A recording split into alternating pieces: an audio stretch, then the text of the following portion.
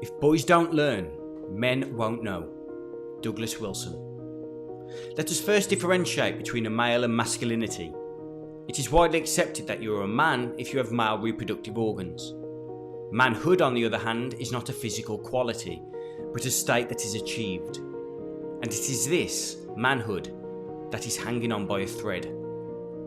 If a ruling elite wanted to maintain a system of control, they would target the alpha male in a society. Those who are free-thinking, virtuous, physically strong and warrior-like. This is the physical and spiritual protection against evil. We are now living in a time of covert mind control, with one of the subtlest agendas being the war on the alpha male. But how have we got to this point? I'll try to bring clarity to the topic in this video. Number 1, beta male role models. It is well known that humans mimic as their primary form of learned behaviour. There is a fairly new discovery within neuroscience called mirror neurons, which wire the brain to mimic the activities it views through the eyes. The brain is formatted to take on the behaviour of what it sees. In essence, if we have no filters, what we see repeatedly in front of us is what we will repeat. If males, particularly young developing males, are repeatedly seeing highly feminized male role models, it is inevitable that as their psyche develops, they'll be confused around what it means to be a man and have an inverted sense of masculinity. It has led to highly feminized males being seen as progressive and the strong alpha male labelled as toxic. Our media is now littered with this confusion tactic, and one must ask the question, is this purposeful? Dave Chappelle, the American comedian, shares how Hollywood pushed strong men into acting like women. I mean, I'm a conspiracy theorist to a degree. Like when I connect dots that maybe shouldn't be connected, I don't know. But certain dots, like when I see that they put every black man in the movies in a dress at some point in their career, I'll be connecting them down like, wow, all these brothers gotta wear a dress. That's happened to me. I'm doing a movie with Martin. Yeah. The movie's going good. So I walk in the trailer, I'm like, man, this must be the wrong trailer because there's a dress in here. They come in, it's the writer comes in, I think he's the writer, he's like, Dave, listen, we got this hilarious scene where Martin's sneaking out of jail, so he disguises you as a prostitute. And he put this dress on, and what, a prostitute? No, I'm not doing that, I don't feel comfortable with that. This isn't a new phenomenon, and it will continue until enough people reject the narrative. Number 2, feminism.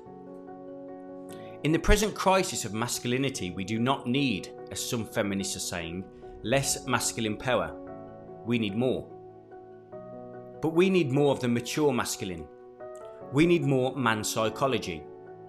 We need to develop a sense of calmness about masculine power so we don't have to act out dominating, disempowering behaviour towards others. Robert Moore and Douglas Gillette. The early 20th century and the 1960s and 70s in particular had big waves of feminism. Were they manufactured cultural movements? Most probably. Feminism was not created to empower women, it was created to destabilise the family unit. Early in the 20th century, women began entering the workforce en masse. The First World War, an event which wiped out a generation of strong men, needed women to fill the roles left behind. The same with World War II. Since the 60s, and with the advancement of technology and propaganda, feminism has been at the forefront of the equality movement. The question is whether the movement is authentic or whether there is an agenda behind it.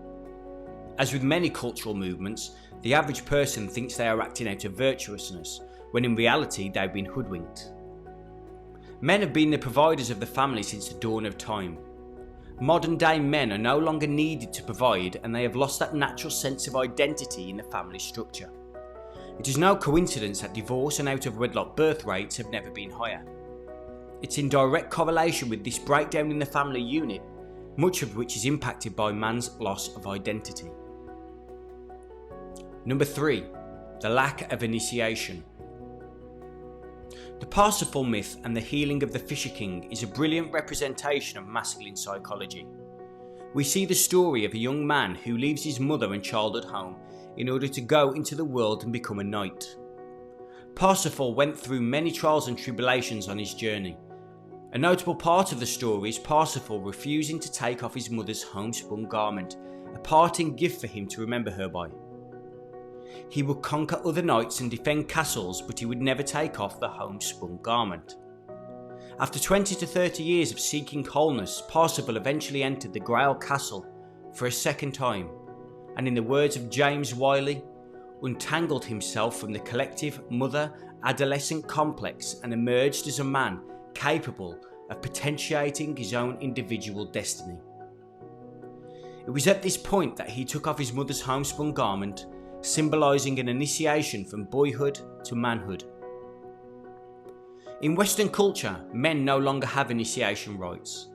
For thousands of years in cultures across the world there have been rituals to initiate boys into men. A deep psychological, spiritual event, very important to the development of the masculine psyche.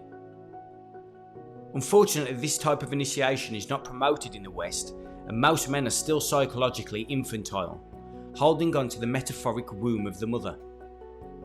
Cross-culturally, the rites of initiation was to separate the boy from his mother. Because of the dependency on the mother in the boy's upbringing, the men of a tribe would have a rites of passage as a symbolic exiting of boyhood. It may involve something along the lines of being buried in a cave or plunged into darkness to symbolise the death of childhood and its irresponsibility. There would be a ceremony of rebirth, which could include being surrounded by the tribe, learning the wisdom of the elders, before being left to fend for themselves in the wild. This proving he was no longer dependent on the mother and was responsible for his own life. The ancients knew the importance of these initiations, but in the West we have lost all recognition for such rites of passage. We have no equivalence unless the father is an independent and individuated man. As said by Robert Bly, male initiation does not move towards masochism. On the contrary, it moves towards achieving a cultivated heart before we die. The systematic dumbing down and demoralisation of Western society has led us to a psychologically regressive man.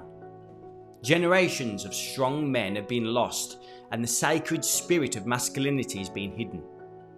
But it now seems that the alpha males have heard the call, and there are many across the world stepping into that void, guiding the way for others. After all, when the lions are eliminated, who will be left to keep the wolves out of the hen house?